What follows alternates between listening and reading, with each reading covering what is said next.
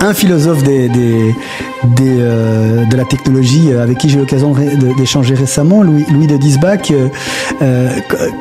commence toujours ses interventions en parlant de Deep Blue et des échecs. En disant, voilà, comme on le sait, depuis maintenant presque 30 ans, l'IA est plus forte que l'humain aux échecs. Oui. Pourtant, on se passionne pas du tout pour un match entre deux IA, un match d'échecs entre deux IA. Et pourtant, il y a encore des tas de gens qui se passionnent pour deux humains qui s'affrontent aux échecs. Donc, en fait, à mon sens, il y a quand même une notion toujours de c'est l'humain qui s'adresse aux humains, sinon c'est pas intéressant. Bonjour et bienvenue sur Data Driven 101. Je suis Marc Sansem, l'hôte de ce podcast qui s'intéresse aux applications concrètes et variées de l'intelligence artificielle et de la data. Dans Data Driven 101, je reçois chaque semaine des professionnels pour nous partager leurs expériences et leurs visions sans filtre. Aujourd'hui, je reçois Bertrand Misone, chercheur en IA le jour, auteur de roman La Nuit. Dans son dernier roman, le nouveau Michel H, ces deux perspectives se télescopent et nous invitent à regarder la révolution IA en cours sous l'angle de la création littéraire. Bonjour Bertrand. Bonjour Marc. Alors Bertrand, est-ce que pour commencer, tu peux nous parler de cette activité d'auteur et peut-être de ton livre ? Tout à fait. Il m'est un peu tombé dessus par hasard pendant les vacances, où justement je ne devais plus m'occuper d'IA, et voilà qu'un peu comme tout le monde avec cette révolution ChatGPT, on avait la créativité un peu stimulée, et donc j'ai eu cette envie. J'avais déjà écrit un roman sans IA avant, et j'ai eu l'idée en fait de faire participer l'IA à mon processus créatif. Et effectivement, ça s'est télescopé parce qu'étant chercheur en IA, je voulais pas simplement utiliser l'outil bêtement. Je voulais le triturer dans tous les sens et en avoir un usage lui-même créatif. Et c'est comme ça que le nouveau Michel H est né de cette question provocante et toute bête. Voilà, le nouveau grand écrivain dont tout le monde admire les travaux. Si c'était une IA, et c'est une question en fait très très très naïve, donc très intéressante. Ok, alors de par ta passion, de ton intérêt pour l'IA dans la littérature, est-ce que tu peux nous partager l'histoire de l'IA dans la littérature ? Ça n'est pas né avec ChatGPT, on a eu toujours un peu ce fantasme-là qui a toujours existé. Effectivement, je m'en suis rendu compte après coup. C'est marrant parce que moi je suis plutôt un maker, on va dire, donc je suis un peu rentré dans ce thème IA et littérature en faisant, et c'est seulement après avoir produit le manuscrit du nouveau Michel H que je me suis en fait rendu compte que il y avait plein de choses qui m'avaient guidé, plein de présupposés. Il y a d'abord l'image, et on y reviendra sans doute, de l'auteur, du romancier, comme un pur esprit créatif touché par la grâce et souvent très fantasmé dans sa vision médiatique. Et je trouvais pour ça le phénomène Michel Houellebecq, j'appelle toujours le phénomène Michel Houellebecq pour le distinguer de l'homme et de l'œuvre, était un super thème pour s'emparer de ça. Mais il y avait aussi et surtout comment on perçoit l'IA, comment on approche l'IA en tant que membre de cette société, je sais pas, voilà, qualifiée d'occidentale pour faire simple. Et là, c'est vrai qu'il y a tout un imaginaire qui est quelque part là dans notre cervelle et dont on a hérité en fait. Je me suis rendu compte par exemple, ça c'est très marrant, qu'il y a déjà des contes médiévaux qui parle d'IA. Évidemment, ça s'appelle pas de l'intelligence artificielle, mais il y a plein de variantes, des histoires d'alchimistes, notamment Albert le Grand, qui aurait fabriqué une tête en bronze qui savait tout. Et donc, il fallait lui parler. Et donc c'est quand même dingue, quoi. L'IA conversationnelle au temps des châteaux forts, quoi. Et c'est d'autant plus marrant, de nouveau, ça dit beaucoup sur la mentalité de nos prédécesseurs. Le conte dit que saint Thomas d'Aquin l'a détruite, un bon coup de marteau, parce qu'il a dit, mais non, c'est diabolique, ce truc, ça se peut pas, quelque chose qui sait tout, ça va forcément être mauvais, quoi. Donc, c'est déjà super intéressant de se dire, on part de là. Et alors, on peut se dire, oui, mais bon, ça c'était la société obscurantiste du Moyen ménage, n'ayons pas peur des stéréotypes. Mais en fait, ça a continué même avec la modernité. Frankenstein, c'est le premier finalement aussi compte sur une intelligence artificielle, une vie artificielle en l'occurrence, mais qui est aussi douée de sa propre volonté et qui d'ailleurs se retourne contre son maître.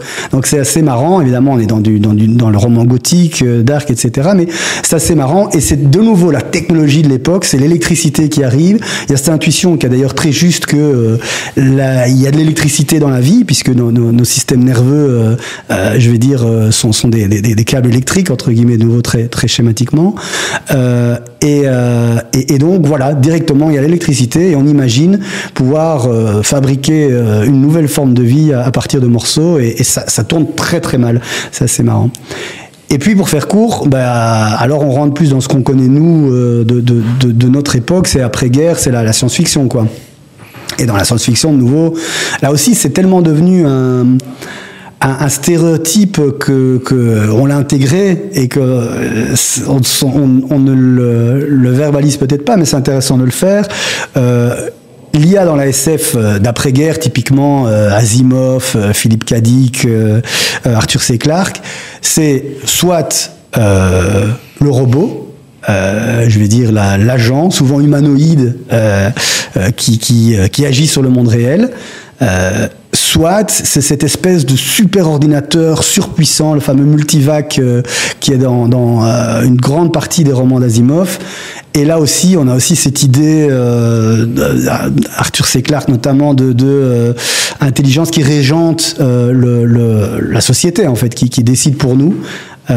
Donc c'est marrant. Je peux en parler des heures. On va s'arrêter là, mais tout ça, vous voyez, tous ces morceaux-là, ils sont quelque part dans nous, et quand on crée, on est obligé de se positionner par rapport à ces stéréotypes qu'on a intégrés, quoi. Donc, ouais. Est-ce que les choses se sont accélérées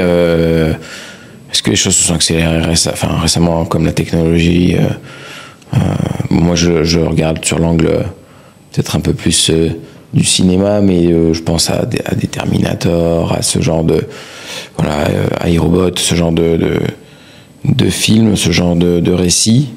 Est-ce que c'est un fantasme qui existe depuis longtemps, mais qui s'est intensifié ou...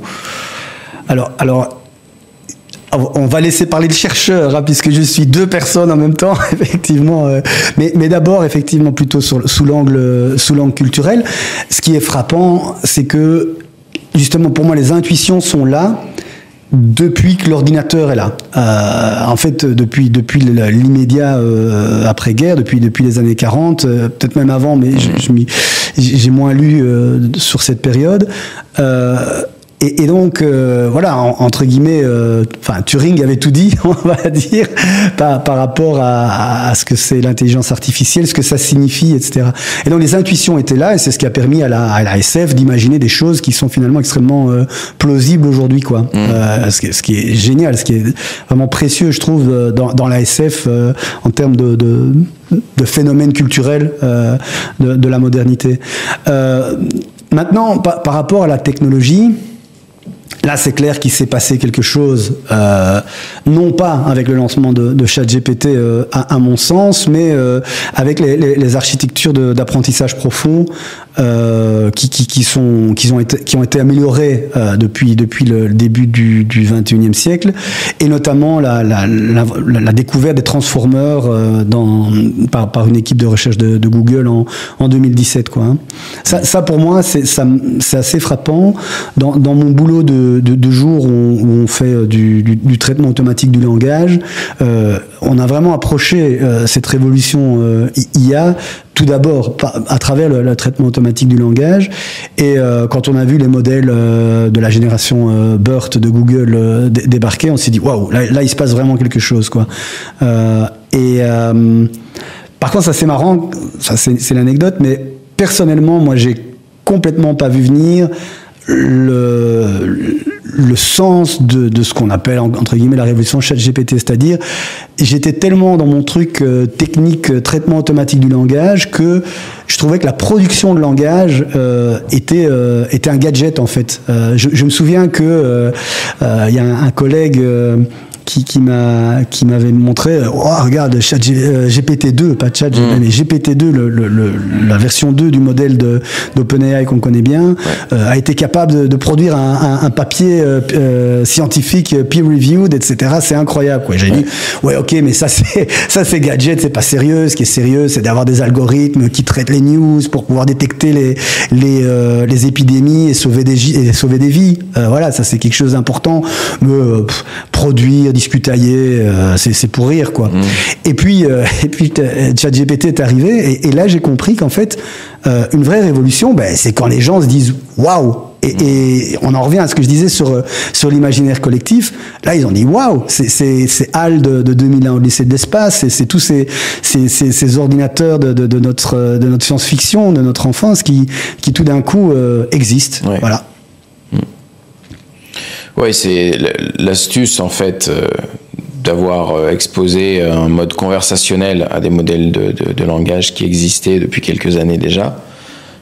C'est ça qui a fait la popularité, c'est ça qui a fait l'adhésion, et c'est vrai que il fallait y penser, quoi. C'était pas si logique, si prévisible que ça quand on était dans l'IA, de se dire que d'un coup mettre un chat, un format de chat allait changer quelque chose à la donne, parce que l'algorithme n'est pas sorti le jour où ChatGPT est sorti. Exactement, et GPT-3 était tout aussi capable avant d'être branché sur un chat et d'être fine-tuné pour le conversationnel.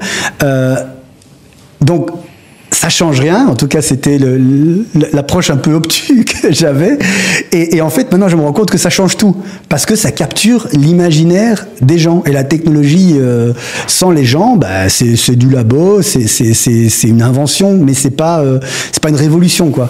Et j'aurais dû être prévenu, hein, parce que je bossais comme data scientist dans l'information géographique au début des années 2000. Je faisais de la carte numérique, quoi. Et puis boum, Google sort Google Earth, et là tout d'un coup c'était la même chose, quoi. Dans les conversations en ville, tu bosses dans un truc genre Google Earth, et voilà, c'est un peu la même chose, quoi. Maintenant on me dit tu bosses dans un truc genre ChatGPT, alors que pour moi non, c'est beaucoup plus sérieux que ça. C'est du traitement automatique du langage, c'est de l'IA linguistique, voilà. Mais alors, ce que tu ne peux éviter, embrasse-le. C'est pas difficile, parce que je suis un enthousiaste et je suis pas forcément un esprit si obtus que ça. Là-dessus, oui, comme tout le monde, j'ai plongé à pieds joints dans ce plaisir un peu puéril de discuter avec ChatGPT, de chercher un peu en quoi il était bon ou elle était bon. J'aime bien dire ça, mais ça passe mieux en anglais, it, mais donc en quoi c'est bon, en quoi c'est moins bon, et voilà, c'est comme ça que je suis tombé dans le terrier du lapin de l'intelligence artificielle créative. Ouais.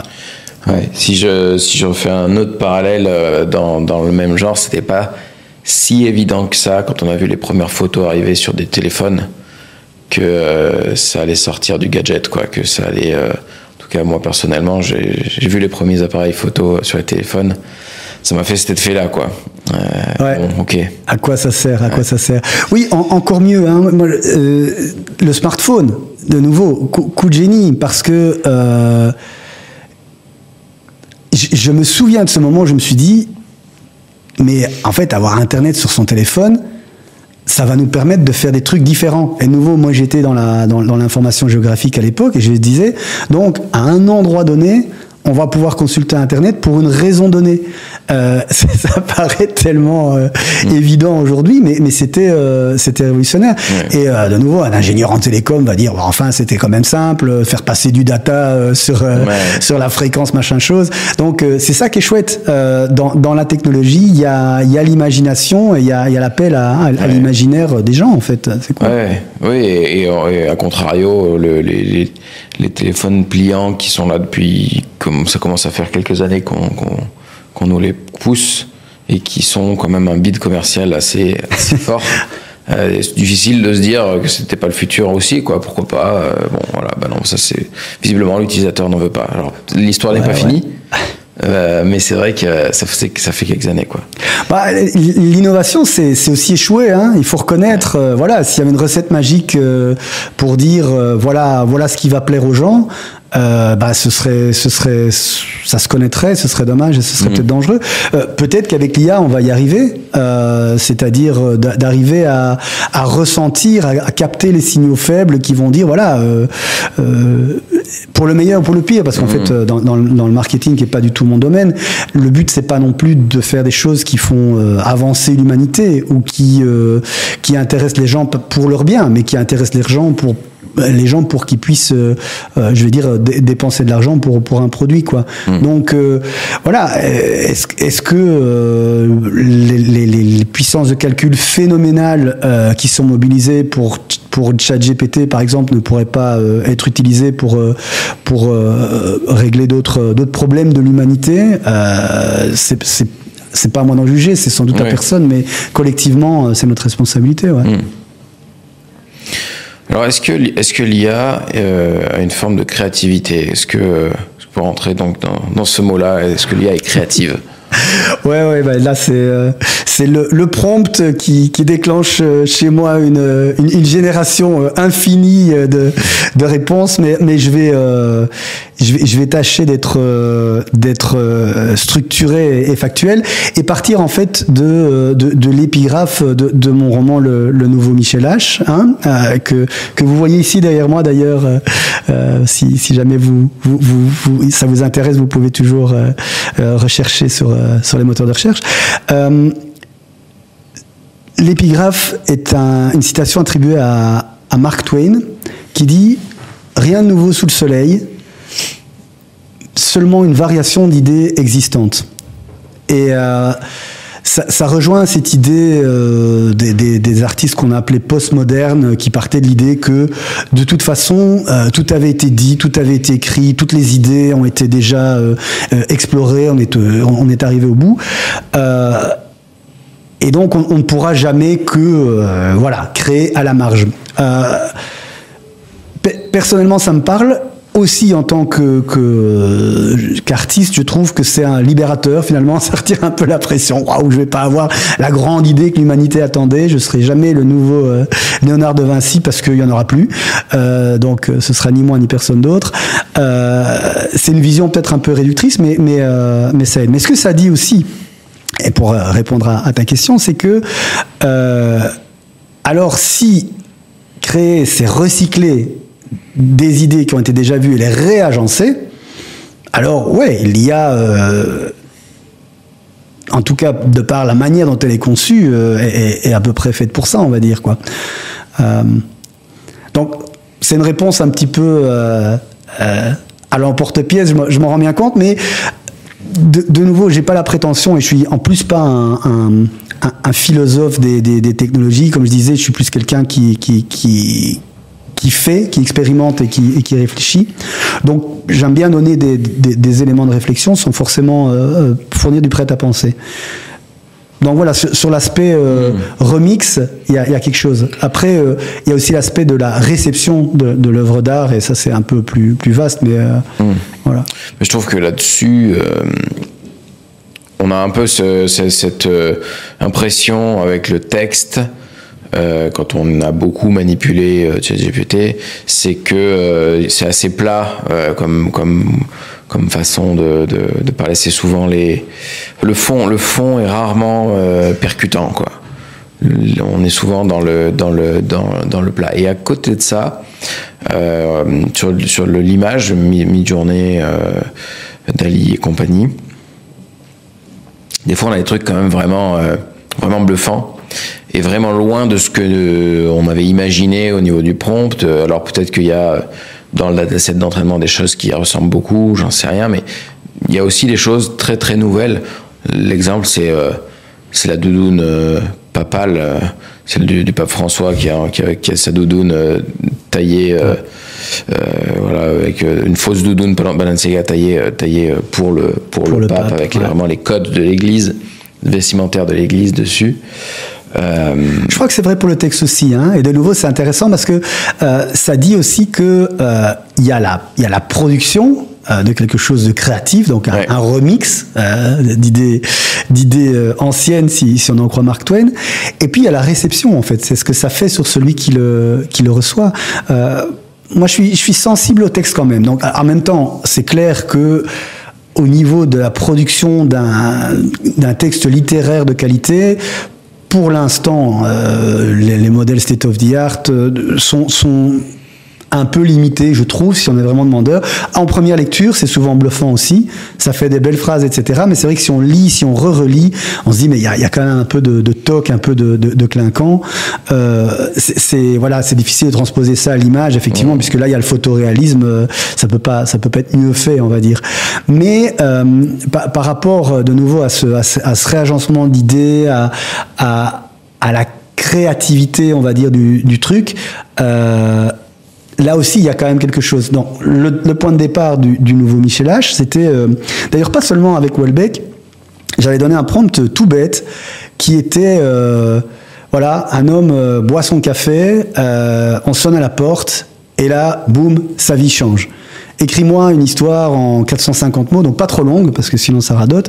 Invente la fin, le prénom du personnage et fais-le à la manière de Camus, de Houellebecq bien sûr, et de Boris Vian. C'était, voilà, de nouveau, j'aime bien utiliser le terme parce que c'est celui que tout le monde utilise, c'était bluffant, c'était bluffant. En première lecture, c'était bluffant. Après, quand on relit, on se dit non, c'est un texte littéraire un petit peu chatoyant, un petit peu empoulé, mais c'est pas vraiment le style. Par contre, c'est les thèmes, c'était un peu, et ça a marché puisque ça m'a donné l'envie d'aller plus loin dans l'exercice, quoi. Et donc, c'est là que c'est vraiment créé une collaboration, en fait, entre l'IA et l'auteur. Ça, c'est l'autre truc que moi j'ai envie de dire. La doudoune papale, c'est quelqu'un qui a eu l'idée ou c'est quelqu'un qui a demandé en tout cas de faire un pape au sport d'hiver. Je connais pas l'histoire derrière cette photo, mais l'histoire elle est humaine, l'étincelle elle est humaine, elle est faite par les humains pour les humains de toute façon. Donc ça c'est l'autre aspect que je voulais dire dans la partie l'IA est-elle créative. C'est à mon sens ça reste un outil, un mixeur très complexe au service de la créativité humaine surtout. Ouais. Ouais. Non, bien sûr. Après, l'étincelle, c'est peut-être pas ce qu'il y a de plus compliqué. C'est-à-dire que l'input, si on veut lui faire donner un sujet. Oui, mais est-ce que le sujet intéressera les gens? On en revient à l'idée innovante, à l'idée waouh que tout le monde veut avoir. Un philosophe de la technologie avec qui j'ai eu l'occasion d'échanger récemment, Louis de Diesbach, commence toujours ses interventions en parlant de Deep Blue et des échecs. En disant, voilà, comme on le sait, depuis maintenant presque 30 ans, l'IA est plus forte que l'humain aux échecs. Oui. Pourtant, on se passionne pas du tout pour un match entre deux IA, un match d'échecs entre deux IA. Et pourtant, il y a encore des tas de gens qui se passionnent pour deux humains qui s'affrontent aux échecs. Donc, en fait, à mon sens, il y a quand même une notion toujours de... c'est l'humain qui s'adresse aux humains, sinon c'est pas intéressant. Et donc, si on reprend pour la création... littéraire ou de film ou de série, c'est vrai que l'étincelle de base, si elle est purement digitale, peut-être que ça marchera pas, ou en tout cas à long terme. Il y a un vrai danger, hein. Et ça c'est aussi quelque chose que je développe dans le livre.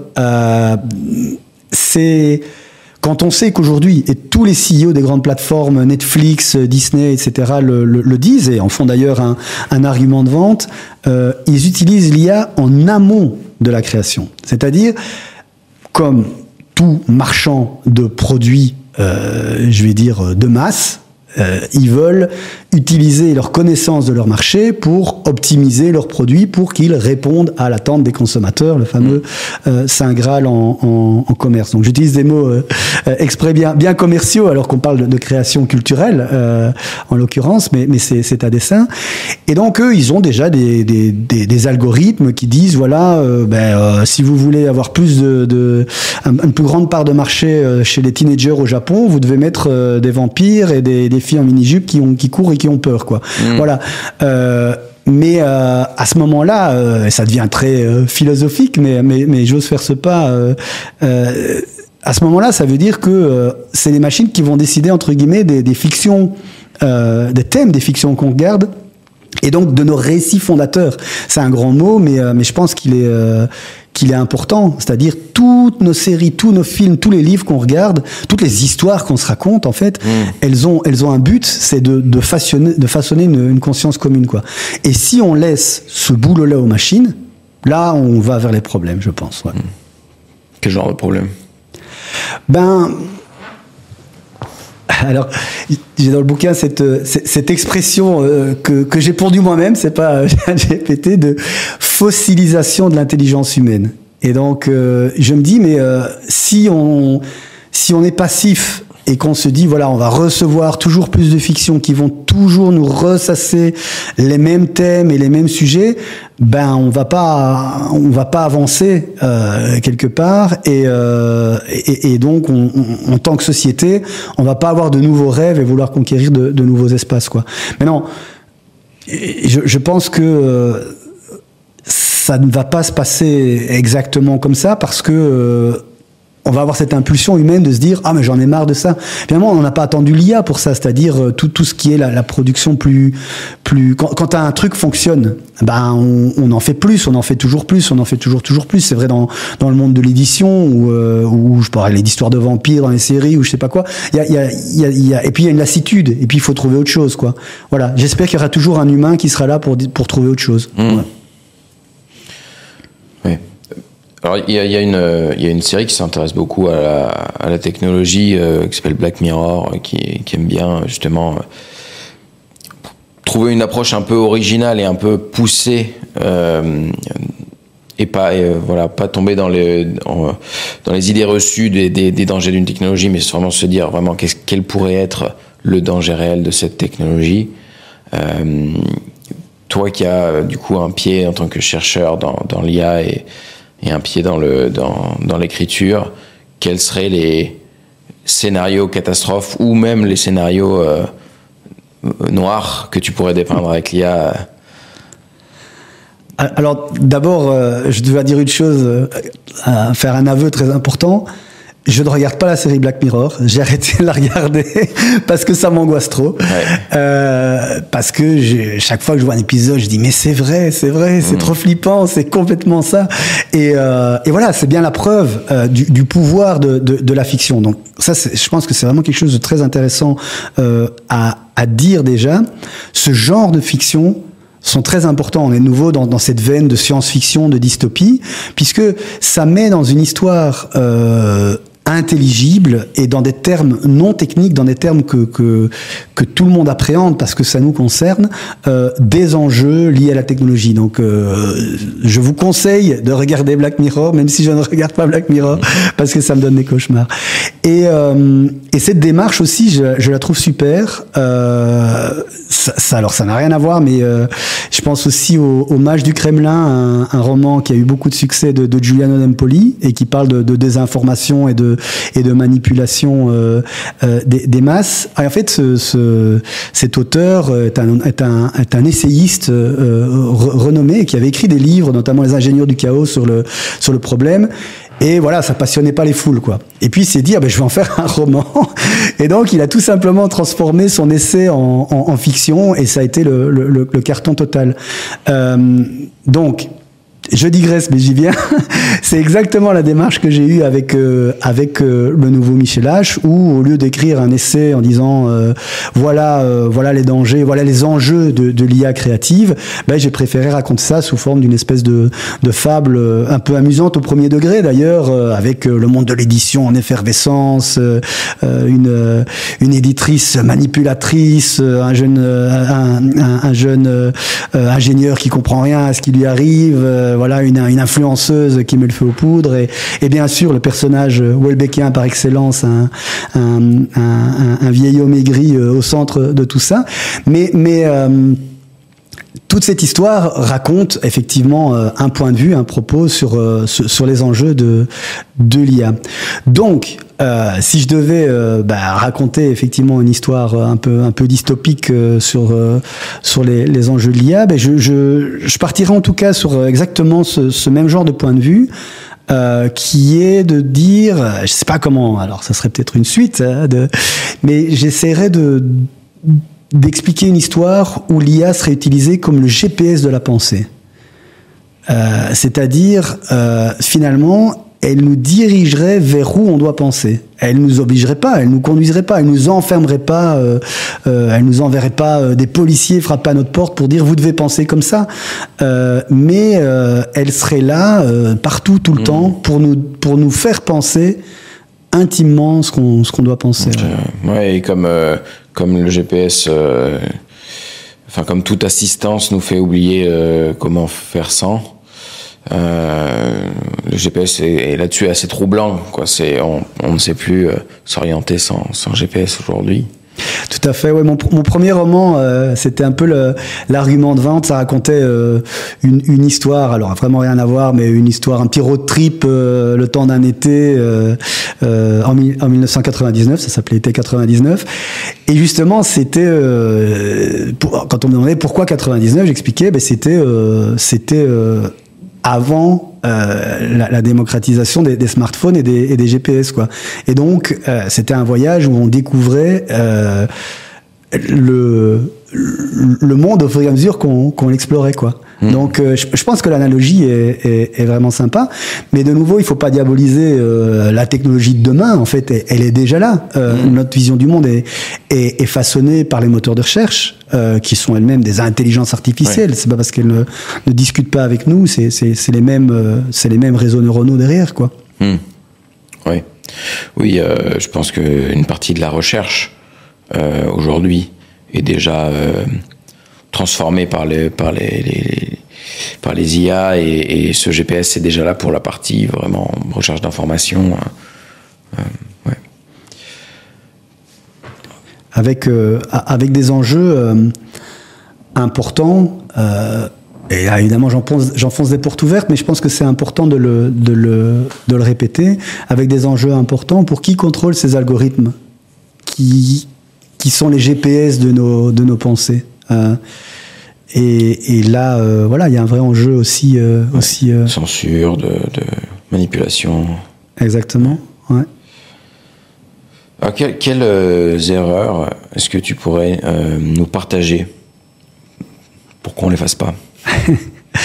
Ouais, alors, dans mon boulot de jour, j'ai eu le plaisir d'initier des milliers de gens aux outils les plus récents de l'intelligence artificielle générative.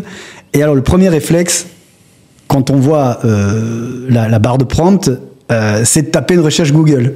Tout simplement parce qu'on a été conditionné depuis 20 ans. Ouais. C'était d'ailleurs une compétence qu'on a apprise à l'époque, pour ceux qui étaient là, de chercher quelque chose parmi une multitude d'informations. Avant, c'était pas comme ça. Avant, on parcourait un annuaire et on allait vers la bonne ressource, quoi.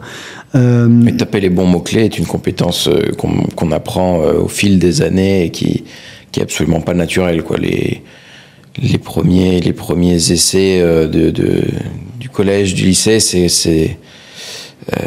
on tape n'importe quoi et on tombe très loin du compte, quoi. Donc c'est vrai qu'on oublie que c'est une compétence acquise.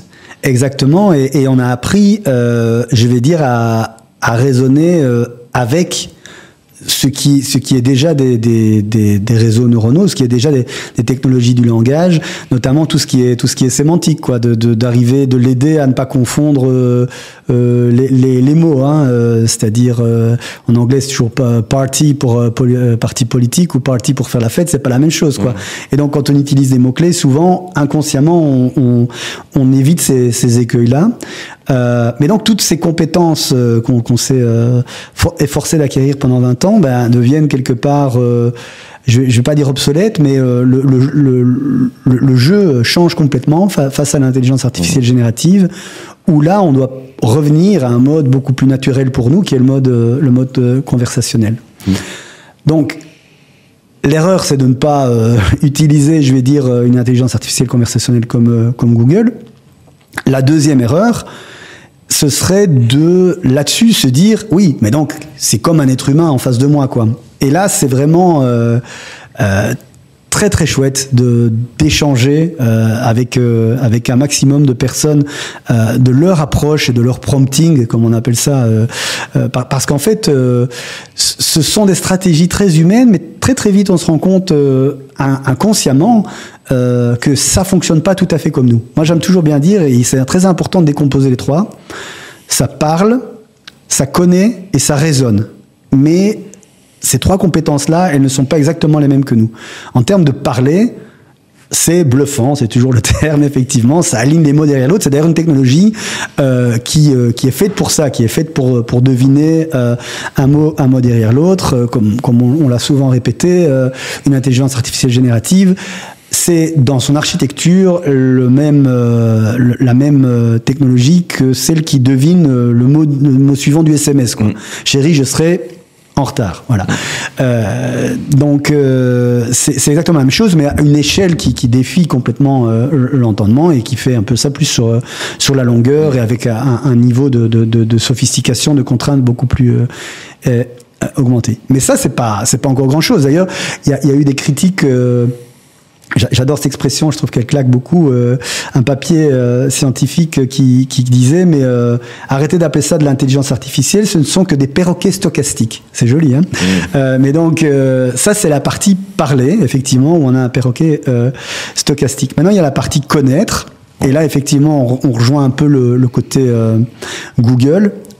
C'est-à-dire, ces modèles ont été entraînés sur une masse énorme d'informations. Et en plus de ça, les systèmes les plus avancés maintenant font ce qu'on appelle du Retrieval Augmented Generation. Donc quand ils ne savent pas quelque chose, ils vont eux-mêmes chercher sur une base de données interne dans l'entreprise. C'est d'ailleurs un enjeu commercial important. Bien faire du Retrieval Augmented Generation, c'est un business extrêmement intéressant et profitable aujourd'hui. Donc ça, c'est la partie connaître. S'assurer que le modèle se base sur la bonne connaissance. Ça peut dérailler. Très souvent, ça déraille. D'ailleurs, la plupart des critiques, et ils sont vraiment les bienvenus de l'intelligence artificielle générative, disent oui, mais ça hallucine. Je suis même pas sûr, il sait même pas me dire comment il sait que ceci ou que cela. De nouveau, j'aime bien l'analogie avec l'être humain. Ouais, moi je réponds toujours, et toi, comment t'es sûr que le ciel est bleu ? Qui te l'a dit ? Cite-moi ta référence.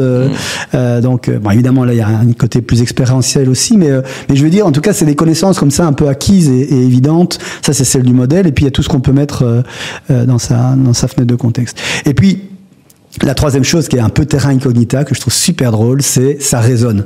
Et là aussi, très très vite, sur le web, les gens se sont amusés à prendre en défaut de ChatGPT. Ah, il sait même pas ça, il sait même pas ça. Et c'est vrai, c'est pas fait pour raisonner. Et malgré tout, ça résonne. Et ça, je trouve que c'est vraiment intéressant. Donc, là, on est passé de l'erreur au conseil, mais je pense que il faut pas avoir peur de l'analogie avec l'intelligence humaine, parce que elle nous aide vraiment à comprendre comment ça marche. Et comme je dis, on est tous experts, parce que on comprend tous que c'est l'intelligence humaine, et donc en approchant l'intelligence artificielle par analogie, on a les outils pour la comprendre. Maintenant, toute analogie a ses limites, et c'est là que ça devient intéressant. Il faut vraiment s'amuser à comprendre là où c'est pas humain, quoi. Là où ça fonctionne pas comme nous. Parce que je pense que beaucoup d'histoires d'échecs vont sans doute arriver dans les années qui viennent en se basant trop sur l'idée, ah ouais, mais non, que c'est une intelligence comme nous, donc voilà, ça va fonctionner comme nous, quoi. Ouais. Non, mais c'est intéressant parce que le mode d'apprentissage, effectivement, c'est le SMS, c'est quel est le mot d'après. On essaye d'apprendre quel est le mot d'après, et donc finalement, on n'apprend que du langage, mais à la fin, ça résonne. Et donc quelque part, soit le langage est porteur du raisonnement, c'est un support du raisonnement, et donc finalement, ça a appris à raisonner à travers le langage. Soit même peut-être les deux sont indissociables. Ça c'est philosophiquement, c'est assez. C'est fascinant. C'est sans fin comme question, parce que. C'est la question de l'émergence.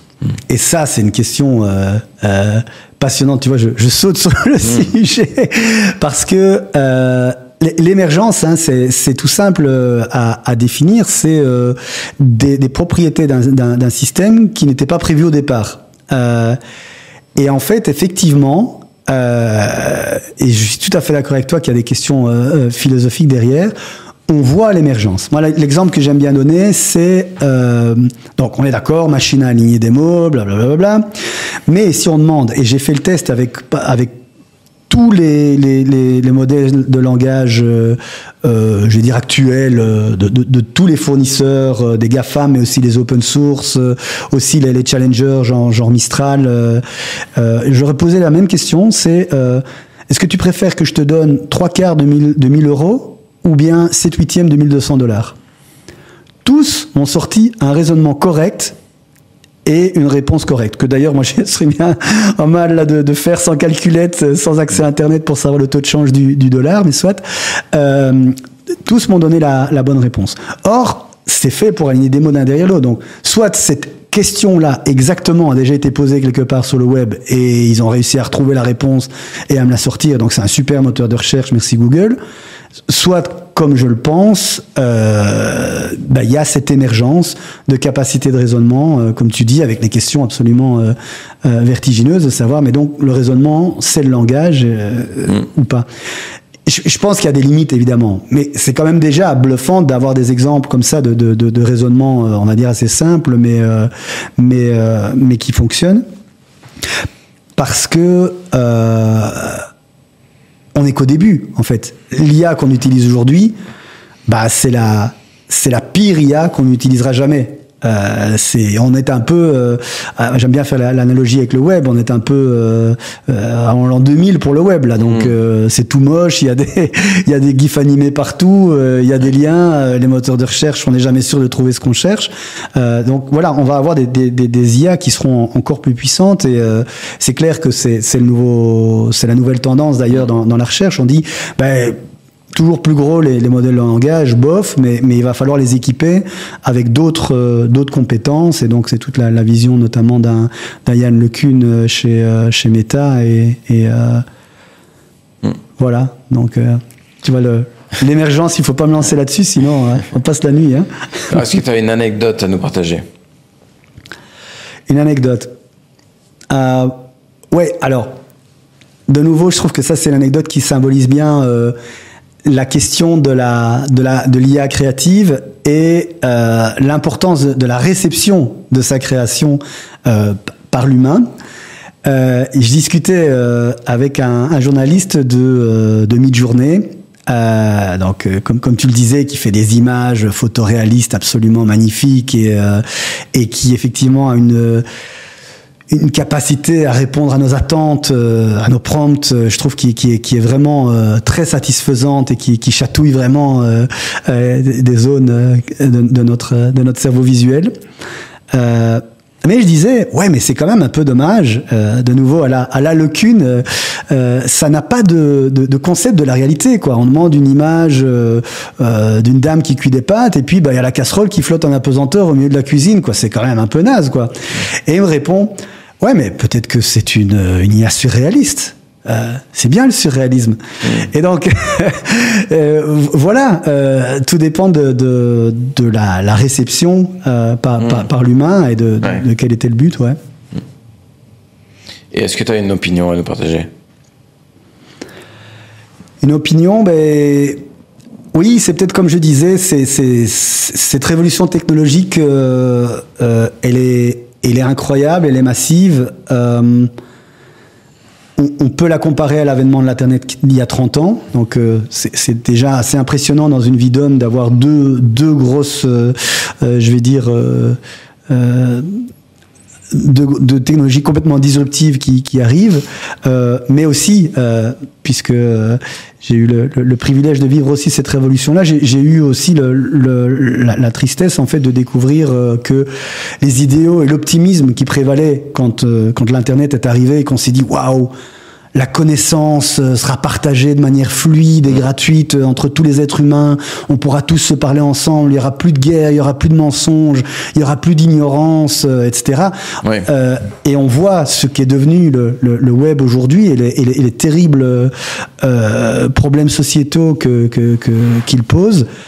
Ben ça me fait ça me fait réfléchir, ça me fait avoir une opinion un peu pessimiste par rapport à ce que l'IA va nous apporter. Donc, pour retourner le pessimisme, le challenge en opportunité, je pense qu'il y a vraiment un enjeu à mettre cette IA au service du bien commun. Et ça passera peut-être par une décentralisation, par une revalorisation de tout ce qui est open source, non propriétaire, etc., etc. Pas seulement comme stratégie de croissance pour des boîtes qui savent très bien ce qu'elles font, comme l'a fait OpenAI ou comme le fait Meta aujourd'hui avec Llama, et on est très très très reconnaissant que ces modèles soient open source, open weight. Mais des vraies technologies qui soient ouvertes et collaboratives, ça pourrait être, je pense, un contrepoint important au danger qui nous guette par rapport à l'IA finalement comme un amplificateur des problèmes qu'on a déjà. Ouais. Et alors pour finir, qui est-ce que tu aimerais entendre au micro de Data Driven 101 dans un prochain épisode? Alors justement sur ces enjeux sociétaux, il y a un média que j'ai découvert récemment qui s'appelle Dans les algorithmes et qui apporte un avis très incisif, très je dirais presque militant sur ces enjeux sociétaux de la techno. Et je trouve que c'est des voix qui sont importantes à entendre aujourd'hui. Donc je pense que il faudrait aller voir du côté de ce média le journaliste qui dirige le projet, je pense qu'il s'appelle Hubert Guyot. Et donc voilà. Je le connais pas personnellement, mais n'hésitez peut-être pas à le contacter. Ouais. Très bien. Et bien merci Bertrand. Merci à vous.